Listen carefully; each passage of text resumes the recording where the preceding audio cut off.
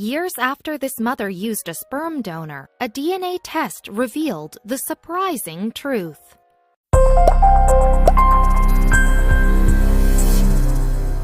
Pauline Chambliss had dreamed of becoming a mother for well over a decade, but when she struggled to conceive, she called upon a fertility doctor for help. Chambliss even maintained a close bond with that medic until she finally had her child, Jessica, in 1987. That all changed, though, when the DNA test Chambliss' daughter took in 2020 exposed a dark secret, and that shocking news would end up devastating the young woman and her mom.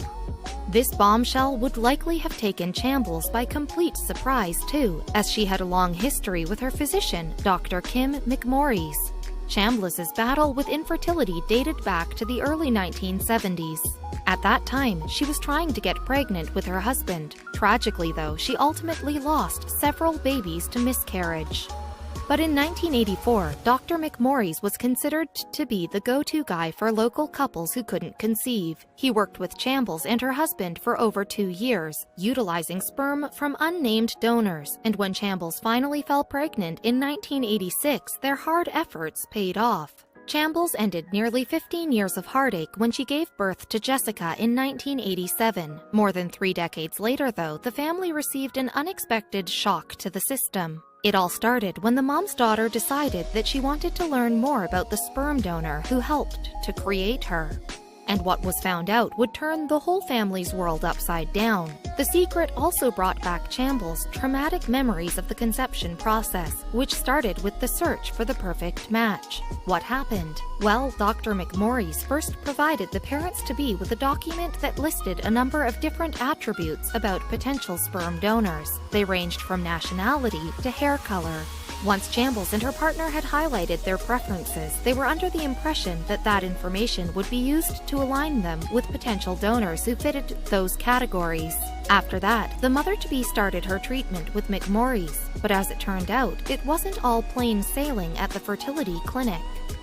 Indeed, while a few of the artificial inseminations appeared to work, Chambliss lost each of those babies a few weeks later, and this unsurprisingly took its toll on Chambliss, with each loss only adding to the pain she already felt from her fertility struggles over the years before. But during an interview with the New York Post in May 2020, Chambliss applauded McMorris for his helpful presence in such painful times.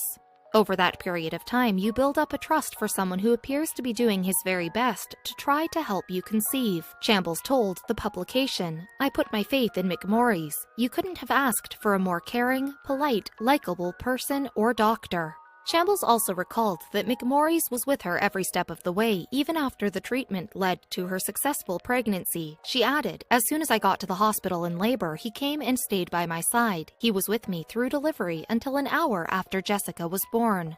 Prior to Jessica Stavina's birth, Chambliss was given some details regarding the unnamed sperm donor, such as his vocation and interests. Then, as time went on, she passed that information on to her daughter. You see, Stavina has known about the circumstances of her conception for much of her life. Stavina told the New York Post, "Mom was completely honest and it made me feel special. I knew how hard she tried to have me." She also shared everything she knew about my biological father, that he was a tall medical student with red hair who loved music. I'd often wondered if I'd meet him one day. Stavina was also curious to learn more about the donor's family, wondering whether she had any brothers or sisters out there too. And she was keen to uncover the clan's health history as well. For you see, Chambliss' daughter suffered from a certain medical ailments that had left doctors scratching their heads, so she hoped to find more answers in her estranged family. With that in aim, Stavina finally took a DNA test in January 2020, more than 3 decades on from her mother's pregnancy. Before long, the results had arrived at her home in Houston, Texas, and she was on the phone with Chambliss to share the news. "My heart was pounding so hard I could hear it," Stavina recalled to the newspaper. "My husband had Mom on speakerphone as I clicked to see my relatives. Suddenly, I had 3 half-siblings. 2 sisters and a brother. I was ecstatic." From there, she quickly made her way onto social media. Stavina sent friend requests to her new relatives, and it didn't take long for one of them to get back to her. The woman in question was named Eve Wiley, who also hailed from Texas, and in her response, she had a query for her newly discovered half-sister. Wiley wrote, Hi, do you know the details of our birth story? Was Dr. McMorris your mom's doctor? When Stavina replied with a simple yes, she was completely unaware of the huge bombshell that her sibling was about to drop. And afterward, both Stavina and Chambles would be left utterly stunned. I hate to be the bearer of bad news, Wiley said, but McMorris is also our biological father. Unsurprisingly, Chambles and Stavina were taken aback by the message, with the former finding it particularly hard to compute. Indeed, the bond she had shared with McMorris all those years ago had suddenly been thrown under a far more sinister light. In an interview with the New York Post, Chambles said, "I just thought, no, that's absolutely impossible. I would have never agreed for my doctor to donate sperm. To give birth to your baby in front of your husband while the doctor delivering her is the biological father? It blows my mind that he thought this was okay." And Chambles elaborated on her reaction to the troubling news in a letter Stavina shared to Scribble.com in July 2020. She wrote, "It was something I would have never agreed to, mostly because of the ethical reasons. He is my doctor, and that is how it should have stayed. What he did was very unethical, deceptive, selfish, and inconsiderate. That he could make a decision for me and my child that would cause a lifetime of emotional trauma and pain." Stavina's thoughts on the situation were pretty similar too. When she opened up to the New York Post in May 2020, the Houston resident said, "I felt like I'd been hit by a ton of bricks. My mind was spinning trying to understand what Eve had written.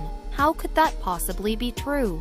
At this point, Chambles and Stavina were just trying to come to terms with the information, but of course, Wiley knew all too well the maelstrom of emotions they were experiencing.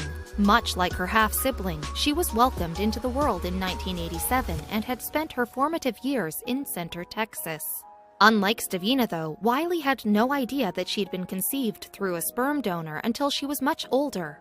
By that point, her mom was the sole provider for the family, following the passing of her dad. The youngster eventually assessed the information as a 16-year-old. When she browsed her parents' messages.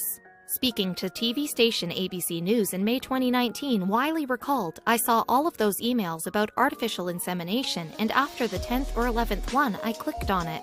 And when I clicked on that one, I scrolled down to the bottom and it said, 'I'm just gathering information for my daughter. She was born on July 28th of 1987, and that's my birthday.'" Wiley spoke to her mom soon after reading the message and discovered that she'd had fertility issues prior to Wiley's birth. So, before going through the same process as Chambles, her folks also visited McMorris' clinic in Nacogdoches. But tracing down her relatives would prove trickier than Wiley once thought. You see, when sperm from Wiley's dad and an unnamed donor didn't yield results, her mother had picked a different sample that came back from a cryobank in California. Known as donor number 106, that selection was made after she looked at his characteristics in a document. Her choice eventually led to the pregnancy that brought Wiley into this world. After finding that out, Wiley got in contact with the donor a couple of years later, connecting with a man named Steve Scholl. The pair hit it off fairly quickly and formed a loving bond. Such was the strength of their relationship. Scholl even served as the officiator at her wedding. However, Wiley's world was turned upside down when she too decided to take a DNA test. She was 30 years old at the time and wondered if she had any other half-brothers or sisters through Scholl's samples. She soon found a first cousin who confirmed that his biological uncle was McMorris. From there, Wiley went on to send McMorris a message which eventually led the doctor certifying that he had used his own sperm in the artificial insemination. The doctor explained, "Since I had been a donor while in medical school, I spoke with one of my mentors, and he said that they were having better success by mixing sperm samples." McMorris continued, "My mentor suggested first taking the patient's husband's sample and combining it with the donor. If the husband's sample was too poor, then combining 2 donor samples might do better. The thinking at that time was that if the patient got pregnant, there was no way to know which sperm affected the conception. No one ever considered the effect of genetic testing 32 years later," he added. According to McMorris, Wiley's mom gave him permission to use a local donor, but he couldn't actually reveal that the sample was his. If he did, he would have been in breach of an anonymity agreement, but the parent has maintained that those discussions never took place. Since finding out her parentage, Wiley says she's found more instances where McMorris hasn't been completely honest with patients. As she explained to Scribble.com in July 2020, "He originally told me that there were 1 to 2 births from his donations. Then we hit 5. He said he was only allowed to do this 5 times. Now we're at 9 children, and he says it's 5 per area." For Wiley, though, the details of the insemination process that took place are particularly troubling. You see, given that sperm can only live for 30 minutes outside of the cervical mucus, the doctor would have had to produce his sample and then quickly return to deposit it into the woman. She told Scribble.com, "When this happens, the lines of a doctor and donor are blurred and we are unable to determine when the sexual experience ends during that process." This was happening on top of the fact that the women did not assent or consent to the doctor using his own, when they specifically consented to a certain donor. Wiley was also keen to point out that when she, Stavina, and the other half-siblings were being conceived, the world was in the midst of the AIDS epidemic.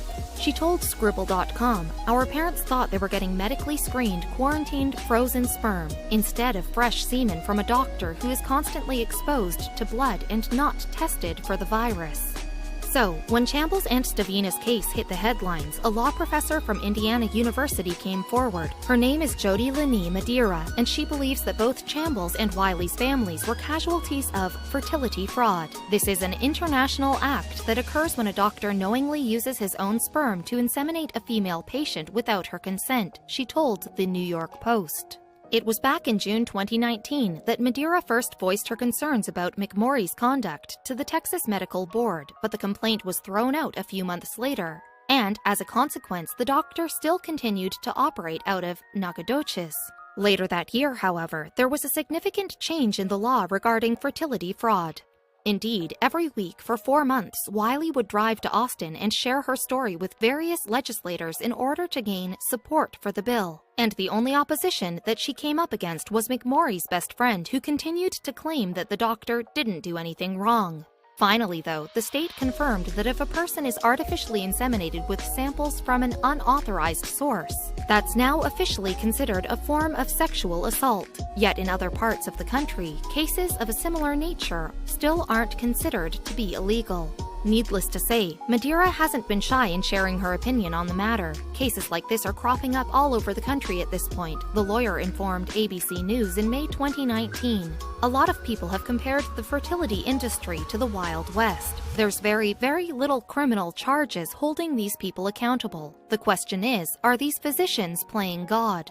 Madeira's stance remained the same when she spoke to the New York Post, too, condemning McMorrie's again for his part in Chambles' pregnancy. She argued it is always unlawful to intentionally deceive patients about the medical treatment they would receive. And let's be honest, no patient expected that their doctor might be their donor. But while the law change has no doubt been welcomed by a lot of people in Texas, cases are becoming increasingly difficult to prove in court. Madeira admitted, "The problem is that these fertility fraud cases are coming to light decades later, after statutes of limitation have run out, and after most patients' records have been destroyed. This makes these charges very difficult to prosecute, although it's easier to bring a civil suit." As for Chambles and Stavina, they continue to struggle with the psychological fallout of their mother's experiences. The pair were left overwhelmed by the results of the DNA test, with Stavina uncovering 7 half-brothers and sisters by May 2020.